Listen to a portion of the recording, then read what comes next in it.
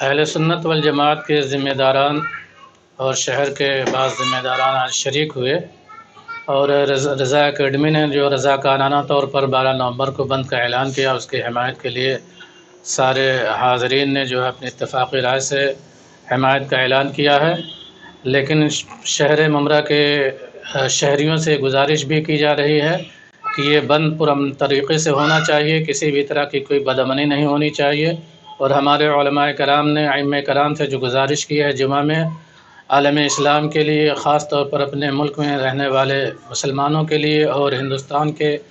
امن و شانتی کے لیے پورے ائمہ کرام مل کر کے جو ہے دعا کریں، اللہ تبارک و تعالیٰ امن و شانتی کا ماحول قائم رکھے۔ میں علماء کرام سے یہ درخواست کرتا ہوں کہ جس طرح سے رضا اکیڈمی نے بند کا اعلان کیا ہے، ہم ممبرا کے تمام رہنے والوں سے پرامن بند کی وہ امید رکھتے ہیں اور التجا کرتے ہیں کہ وہ بھی رضا اکیڈمی کا ساتھ دیتے ہوئے ممبرا میں پرامن بند رکھیں۔ نماز جمعہ کے بعد لوگ دعا کریں کہ اللہ تعالیٰ حالات کو بہتر بنائیں اور مسلمان اپنے دکانوں کو بند رکھیں، اس میں حصہ لیں، اللہ تعالیٰ خیر فرمائے اور حالات ٹھیک ہوں، بہتر ہوں۔ اور رضا اکیڈمی نے جس بند کا اعلان کیا ہے، ہم بس اس کی تائید کرتے ہیں اور ہم یہ امید کریں گے ممرا اور شہر ممرا کے واسیوں سے کہ وہ بھی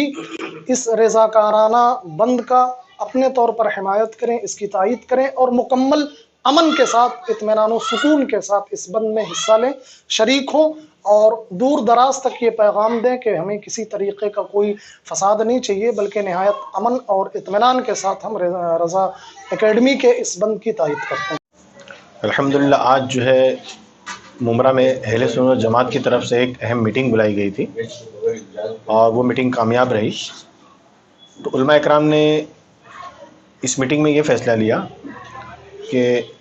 جماعت اہل سنت نے یہ فیصلہ لیا کہ انشاءاللہ بروز جمعہ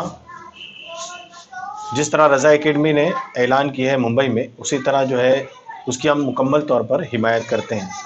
اہل سنت جماعت کی طرف سے، اور انشاءاللہ اس کی حمایت پر ہم جو ہے یہاں سے لبیک کہتے ہیں۔